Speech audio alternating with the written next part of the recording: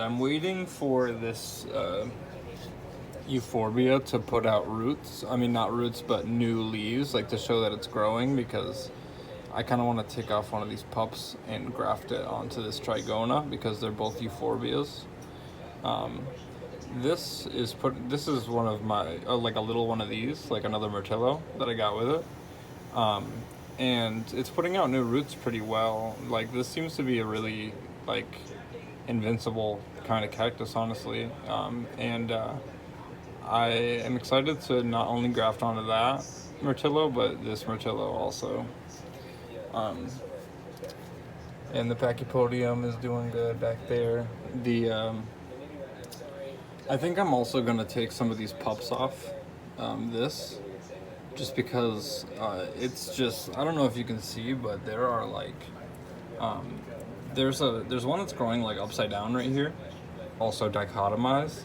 So a part of me wants to try to propagate with these pups that are on the base and leave these two main heads here.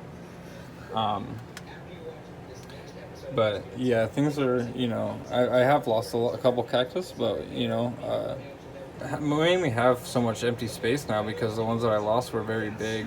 Um, they were like some of my biggest cactus, but they were also both from Lowe's, and they had been sitting um, without light for a while, just in their storefront, And then after I got them, those two big cactus, I had I had a fire, an electrical fire, where my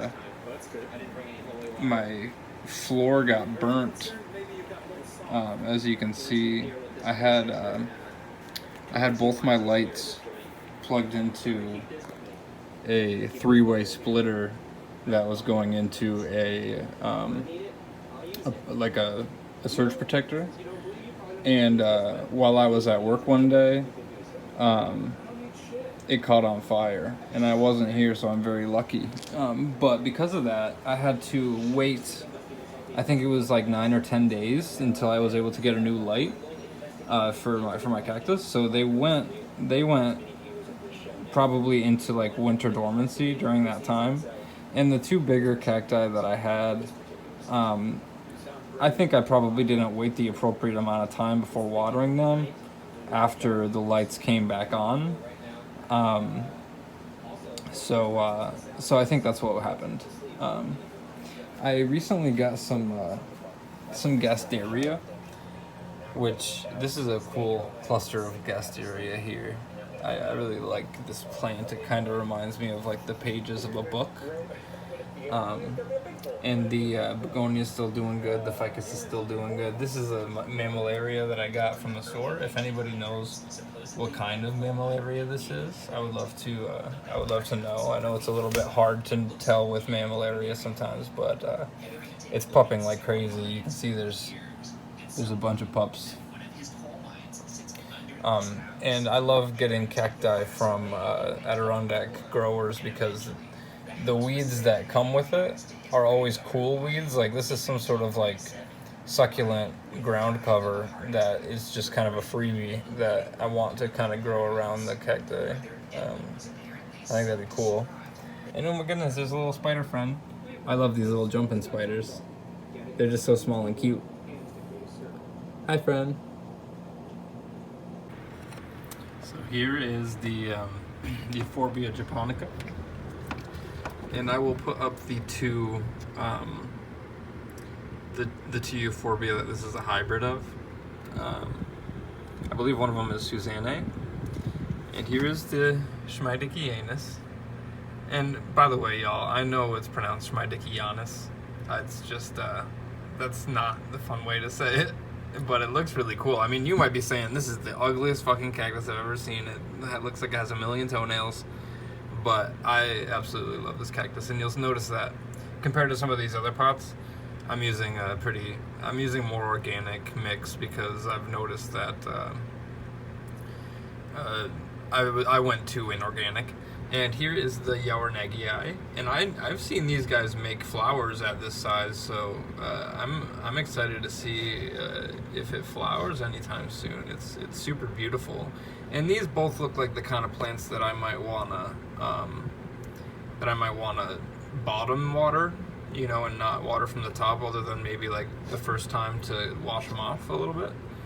But yeah, I'm really happy about these two guys. As far as this Tephro cactus goes, it's still not making any roots, and it's shriveling up like crazy. So I'm not exactly sure what you got to do to get these guys to root, or if it's just a waiting game, or I mean, it doesn't seem to be like dead. It's still like firm to the touch. You know, it's not like soft or anything, but it's just not doing it. And it's been like over, I think it's been like a month and a half, maybe 2 months since I got that thing, which is pretty crazy.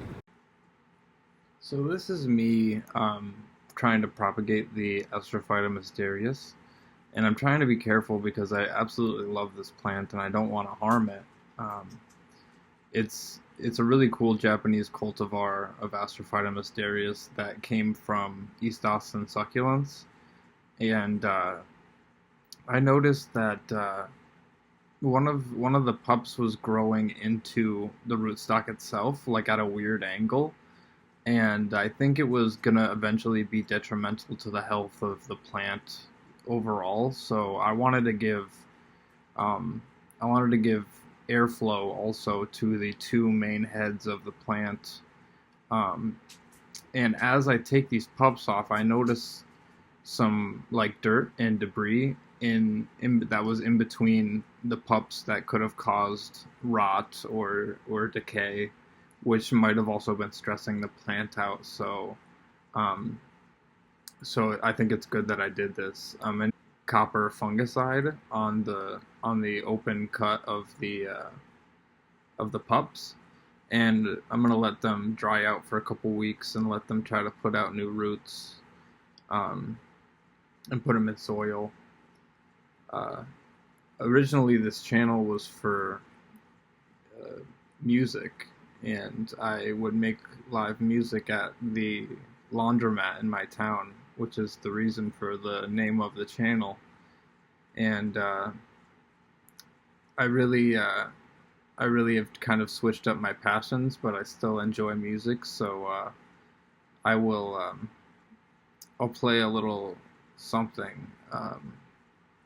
This song is called Dredge, and I made it as I was playing the new video game Dredge, where you kind of float around in a boat and go fishing and run away from night terrors in the waters. Which it was a really cool game. I've been playing PS5 more because I got a free one in a raffle from my local dispensary, which is cool. I've been wanting to play Elden Ring and Wukong and a couple others. But yeah, I really hope that you'll see me here, kind of trying to get some of the dirt out that was stuck in there from shipping. It's really a beautiful plant, and I'm hoping the best for its health. I really love how these look when they're big. I would suggest Googling a picture of Astrophyta mysterious Hanozano, because it's just an absolutely beautiful cultivar, and it's kind of like the lines they kind of look like floaty little snowflakes, and I really like it.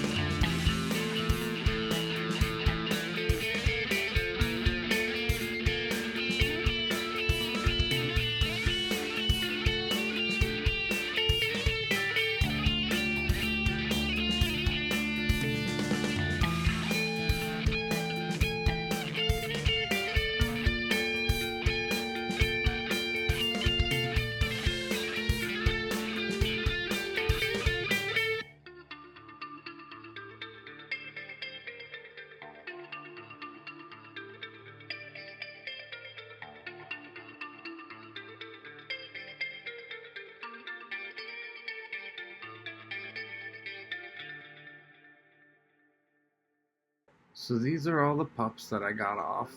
You'll notice that this one right here has this discoloration because it was growing into the rootstock, like I was saying, and I think that moisture or just the contact with the rootstock made it grow that discoloration. So I hope it recovers and grows green again. This was the dichotomized pup, and I can't actually split these apart. They're growing together. So I'll just keep them like this because I think that's cool. And then we have this little one who has kind of a little mark on it that could be problematic, but it might grow out of it and be a perfectly healthy plant. I'm just worried that it might be a little small.